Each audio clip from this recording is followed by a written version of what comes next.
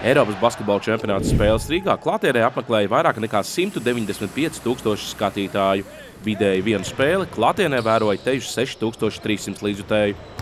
Grupā mums bija 95,831, un ja 15. gadā, kur bija vēl papildus valsts Lietuva, tad mums bija tikai 70, ja nemaldos, 8,000.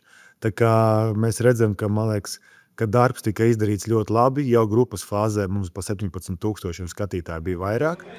Reitingi liecina, ka Turcijā finālspēles translāciju vēroja 18 miljoni, bet Vācijā 5,5 miljonu skatītāju. No 4. līdz 15. septembrim, kad bija play-off fāze, lidostā Rīga ielidos 76 čārteri un private jet. Jūs varat man nosaukt vēl kādu pasākumu, kurš ir piesaistījis 76 lidmašīnas? Rīgas arēnā inventārs, grozi un grīdi ir Starptautiskās basketbola federācijas īpašums, bet pēc čempionāta beigām daļa no inventāra tomēr paliks Latvijā. Jau zināms, ka arēna ir iegādājusies 3 grozus. Ir interese vēl par dažiem pārējiem groziem no olimpiskiem centriem, bet, ja mēs runājam, protams, par tām bumbām, mazāko ekipējumu, tad tas paliek mums. Protams, ka mēs piedāvājam sporta skolā. Precīzi nopelnītās naudas summu Basketbola savienība vēl nav aplēsusi, taču jau tagad lemts, ka peļņu LBS novirzīs jaunatnes basketbola sistēmai.